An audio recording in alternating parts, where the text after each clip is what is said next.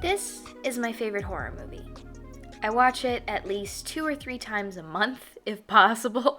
I've read the Wikipedia article over and over. I make every best friend, every significant other, every person in my life watch and rewatch this movie. And the main thing I want to talk about with this movie is why it became considered a cult classic in 1996, as early as 14 years after its release. And to do that, I want to point first at another more commercially successful movie of John Carpenter's, Halloween. There are a lot of the same themes present either in pieces or in their entirety in both movies. And a big, and in my opinion the main theme of both movies is what makes something human, what defines our entire species. In Halloween, we are introduced to Michael Myers with the murder of his sister, Judith Myers, and Dr. Loomis's description of it. To Dr. Loomis, who is the authority on Michael Myers at this point, Michael Myers isn't human, and his reasoning for that is that the shape, as he's referred to in the credits, doesn't know the difference between right or wrong, good or evil. The credits even refer to Michael Myers in action as the shape to let us know that it's not really a man. And its main theme, that iconic sound, is called The Shape Lurks. JC also famously said that you can't kill evil of the Halloween antagonist, letting us know that the shape was written as an embodiment of evil. And this was evil in a timely sense. White, suburban, middle-class evil. Evil that haunted a supposedly safe place. A place you or I could have lived in were we alive at that time. I think The Thing takes these themes to their next logical extreme. The themes of humanity and horror for your time period. After Ted Bundy became a household terror, the reality of Halloween's brand of horror most likely became too stark to appeal to wider audiences, especially as most of the horror that emerged that decade had more supernatural and unrealistic elements. Nightmare on Elm Street, Hellraiser, Child's Play, all these big commercial successes didn't solely focus on the traditional slasher formula. They featured supernatural elements as well. So The Thing is a natural continuation of that timely horror, just in the science fiction realm. It's an otherworldly terror. It's cosmic and terrible and almost unknowable, very akin to Lovecraftian horror. But we can identify with the general mistrust, the lack of communication, and paranoia that make the fear so palpable in this movie, even if we can't relate to the actual horrors that the crew faces. For The Thing, I think the themes of what make a human are a little more subtle, as it's not an issue the characters discuss directly. They seem to innately think that being taken over or imitated is that, imitation. But if you have all your memories, your personality, your physicality, aren't you still you? Is being infected and imitated that bad, really? And the answer is, of course it's bad.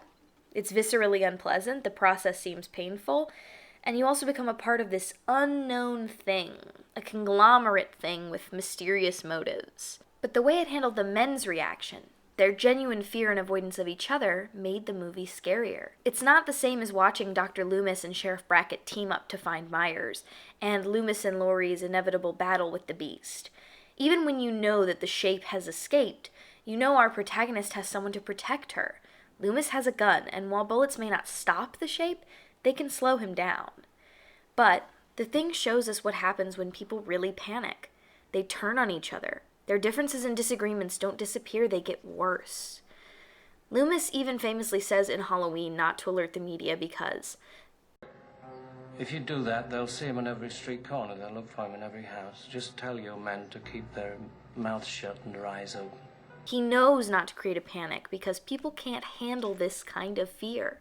And we see this belief pushed full force in The Thing. I'd like to posit that a big reason for the poor critical reception was also people failing to realize that all the bits that made them uncomfortable, all the negative things they assigned to the movie are what make it a good horror movie. For instance, it was called cold and sterile.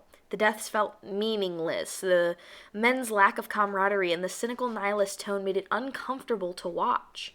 It was simultaneously praised and punished for its special effects, being masterfully done, and too gory. It also came out around the same time as the rather friendly and pleasant E.T. the Extraterrestrial. As a matter of fact, 1982 was a red-letter year for sci-fi. Blade Runner debuted with The Thing. E.T. and Star Trek and Tron were all already having a go at it.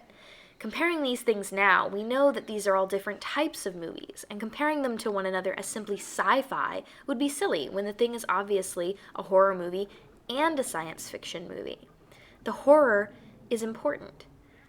And now that we know more about the horror genre as it's developed over the years, we can look back and effectively say that cold, unfriendly, uncooperative atmosphere is part of the horror. The gore is what sets it apart. The meaningless, hopeless, nihilistic death after death is what makes the fear and suspicion stick with you when the movie is over. That ending where you're not sure who the thing is because they've both been alone long enough, again, that cynical hopelessness gnaws away at you. Those are effective elements for a horror movie. And you can see when compared to Halloween, there are a lot of similarities. I think people tried to watch it and compare it with other science fiction movies, which is not all it was. And I think it didn't take people long to realize the mistake they made in panning it. When I saw this movie for the first time, I was coming from the perspective of someone who already truly enjoyed vintage horror. My first experience with horror was The Forbidden Planet. Now, the movies don't share too many similarities, but the crew being picked off one by an invisible monster that is at least slightly reminiscent of the original novel Who Goes There, which The Thing is based on. It made sense to me immediately also, coming from the modern perspective, that this was a scary, uncomfortable movie. That's the point. When the men turn on each other, Knowles leaves McCready out in the blizzard. I cut him loose on the line up by his shack. Cut him loose? They all mistreat Gary despite the fact that he turns out to be one of the only non-infected crewmen in the end. You guys gonna listen to Gary? You gonna let him give the orders? I mean, he could be one of those things. Windows. Wait a minute. Just take it easy. Put the gun down. Even our hero McCready shoots and kills Clark, who was also uninfected. The men tear down their crew from the inside out of paranoia and fear. There is a scene in the beginning in which the infected dog walks into a room and we see only the shadow of one of the crew silhouetted against the wall.